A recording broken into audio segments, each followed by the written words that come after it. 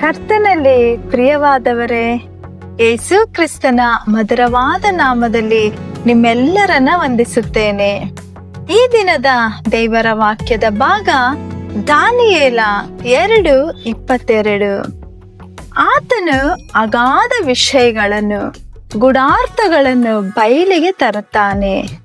ಕಗ್ಗತ್ತಲೆಯಲ್ಲಿ ಅಡಗಿರುವುದು ಆತನಿಗೆ ಗೋಚರ. ತೇಜಸ್ಸು ಆತನಲ್ಲೇ ನೆಲೆಗೊಂಡಿದೆ.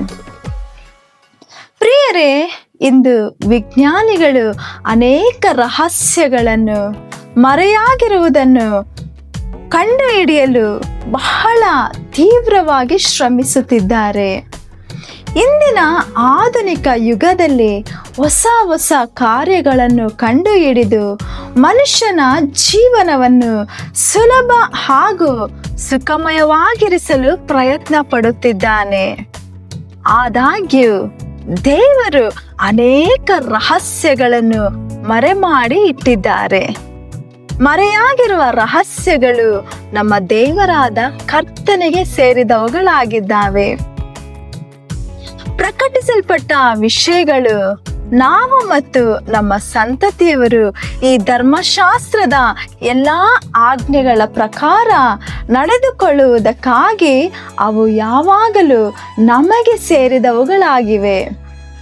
ಅವೇ ದೇವರು ಮರೆಯಾದ ರಹಸ್ಯಗಳು ಮತ್ತು ಗುಪ್ತವಾಗಿರುವಂಥ ನಿಧಿಗಳು. ಇದನ್ನು ತನ್ನ ಪ್ರಿಯರಾದವರಿಗೆ ಮಾತ್ರ ಕರ್ತನು ಪ್ರಕಟಿಸುತ್ತಾನೆ. ದೇವ ಮಕ್ಕಳೇ, ನೀವು ಕರ್ತನನ್ನ ಪ್ರೀತಿಸಿ ಗುಪ್ತವಾಗಿರುವ ನಿಕ್ಷೇಪಗಳನ್ನು ಅಡಗಿಸಿಟ್ಟಿರುವ ಐಶ್ವರ್ಯವನ್ನು ಕೇಳುವಾಗ ಖಂಡಿತವಾಗಲು ಕರ್ತನು ಅವುಗಳನ್ನು ನಿಮಗೆ ದಯಪಾಲಿಸುತ್ತಾನೆ. ಅಪೊಸ್ತಲನಾದ ಪೌಲನು ದೇವರ ರಹಸ್ಯಗಳನ್ನು ಅರಿತುಕೊಳ್ಳುವಂತೆ ಕರ್ತನ ಸನ್ನಿಧಿಯಲ್ಲಿ ಕಾಯ್ದುಕೊಂಡಿದ್ದಾಗ ಕರ್ತನು ಅವನಿಗೆ ಅನೇಕ ರಹಸ್ಯಗಳನ್ನು ದಯಪಾಲಿಸಿದನು. ಪವಿತ್ರಾತ್ಮನು ದೇವರ ಆಳವಾದ ರಹಸ್ಯಗಳನ್ನು ಸಹ ಪರಿಶೋಧಿಸುವವನಾಗಿದ್ದಾನೆ. ದೇವರ ಆತ್ಮನ ಹೊರತು ಮನುಷ್ಯರಲ್ಲಿ ಯಾರು ಕೂಡ ದೇವರ ರಹಸ್ಯಗಳನ್ನು ಅರಿಯಲಾರರು ಎಂದು ಪೌಲನು ಹೇಳುತ್ತಿದ್ದಾನೆ. ಅದೇ ರೀತಿ ನೀವು ಕೂಡ ಗಾಢವಾದ ವಿಷಯಗಳನ್ನು, ದೇವರ ರಹಸ್ಯಗಳನ್ನು ಅರಿತುಕೊಳ್ಳಲು ಪರಲೋಕದ ಜ್ಞಾನ ಮತ್ತು ಪ್ರಕಟಣೆಯ ವರಗಳನ್ನು ನಿಮಗೆ ದೇವರು ದಯಪಾಲಿಸಲಿ.